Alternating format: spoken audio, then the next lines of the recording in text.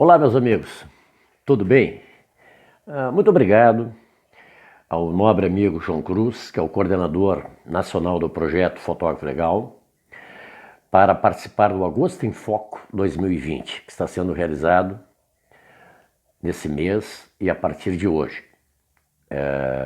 Agradecer aos apoiadores, a Universidade Estácio, CEUT Teresina, Sindicato dos Fotógrafos, Associação dos Comunicadores do Piauí. Como nós estamos recolhidos em quarentena, a grande confraternização que sempre é feita aí em Teresina e nas demais capitais do Brasil não é possível de modo presencial, né? Nós temos que se reinventar. Então eu quero agradecer também aos outros participantes, Isaac Rodrigues do Espírito Santo, ao Dr. José Joaquim do Distrito Federal, a Nátia dos Santos de Timon, no Maranhão. Em especial também um grande amigo, que é um dos coordenadores do projeto Fotógrafo Legal Brasil, na pessoa do Jackson Marques. Em nome dele, agradeço a todos os coordenadores de cada estado. Falar sobre fotografia documental é muito prazeroso. Eu tenho 45 anos de profissão, venho há mais de 30 anos fazendo documentários e a temática meio fio vida de cadeirantes é uma temática extremamente sutil e delicada. Fazer abordagem, né? Contatar com cada um, né? Entrar nas suas casas, acompanhar o seu dia a dia, as suas dificuldades, a falta de acessibilidade que eles têm, né? Tanto no transporte coletivo, em órgãos públicos, as calçadas não são adaptadas, existe 100% de dificuldade, né? O pessoal que vive sobre rodas, né, tem um grau de dificuldades, mas ao mesmo tempo eles têm uma vida própria, né? Eles andam de ônibus, claro que não é no tempo do andante, né?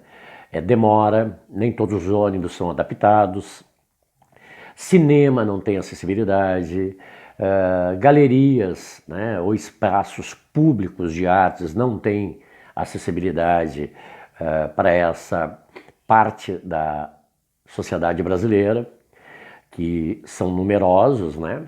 E eu comecei a frequentar, fiz contato com 2 cadeirantes, mas a ideia surgiu, o conceito de fazer esse trabalho sobre a vida de cadeirantes. Eu estava finalizando um trabalho que se chama Umbu, e nesse bairro, que é na periferia de Porto Alegre, tem uma escola de samba, e eles estavam fazendo um ensaio.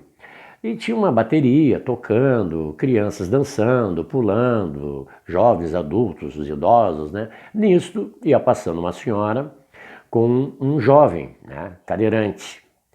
E bem na hora que eu fiz o clique, pegando aquela multidão, aquelas pessoas dançando e a bateria da escola de samba atrás, essa senhora vem atravessando, né? Entrou na cena e me chamou muita atenção. E aquilo me deu assim um start, né? E me tocou muito o meu coração, né? Enquanto vários jovens pulando, dançando, sambando, ia passando uma mãe carregando o seu filhinho, empurrando a sua cadeira de rodas. Fiz o clique, fiz a foto, olhei, voltei para casa e comecei a analisar aquela imagem. E veio aquela ideia, por que não explorar e não mostrar os invisíveis? São aquelas pessoas que têm suas deficiências, mas que ninguém faz abordagem porque tem vergonha, tem medo, não sabe como chegar. Então eu fiz alguns contatos e consegui chegar a 3 cadeirantes, né? Onde ao longo de 3 anos eu acompanhei o dia a dia deles. Em média, em cada trabalho, eu levo em torno de uns 3 meses para fazer a primeira foto. Eu sempre faço a visita, eu converso, eu primeiro vou saber da história de cada um, né? Até para entender a psicologia, né, que eu vou aplicar para poder fazer a fotografia. Vocês vão ver, está rodando algumas imagens, né, em diversos horários. Eu ia de manhã, meio da tarde, às vezes passava o dia, tomava café, fazia um salchipão, né, e ouvindo a história, porque essas pessoas que estão, de uma certa forma, alheia ou excluída, essa é a palavra certa, né, de qualquer acesso, né, elas têm vergonha, e aqueles que são ditos normais não têm jeito de como fazer uma abordagem, como se aproximar. Então é através da conquista, é através de tu explicar o que tu queres fazer com esse trabalho, o porquê daquelas fotografias. Não são fotografias posadas, né? São fotografias naturais do dia a dia, tomando banho, lavando roupa, lavando o rosto, sendo conduzidos por outro, né? Empurrando a cadeira, que nem todos têm uma cadeira automática, são cadeiras manuais, que eles têm que estar empurrando com a rodinha, as mãos calejadas. Então, tudo isso são sinais, né? São símbolos que tu tem que reunir numa imagem, né? Ao longo de 3 anos foi um grande aprendizado. Foi uma forma assim de eu também me reinventar, né? Parar de reclamar de dificuldades que surgem e surgiram no meu caminho. Porque eu convivi 3 anos com um público que é numeroso no Brasil, né? Ao qual eles estão sobre rodas e eles são felizes, né? Tem filhos, cadeirante tem uma vida normal sobre rodas. A mãe cadeirante, ela leva o filhinho na escola, ela busca, ela leva no médico. Demora, óbvio, para pegar um transporte coletivo, porque não é no mesmo fluxo que um normal vai entrar no ônibus, né? Vans, táxi, não são adaptados para um cadeirante. E eles são um público numerosos, né? Então, a forma que eu procurei de mostrar assim, esse grau de dificuldade foi fazer um documentário que se chama Meio Fio, Vida de Cadeirantes. Um tema extremamente delicado. Então, eu levo em média 3 meses conversando, frequentando, indo 1, 2 vezes na semana, ou passo uma manhã ou um dia inteiro, né, só acompanhando, vendo eles, como eles saem de casa, como eles conseguem um transporte coletivo, né, como eles se comunicam com os outros, né. Então, esse trabalho, ele toca as pessoas, né.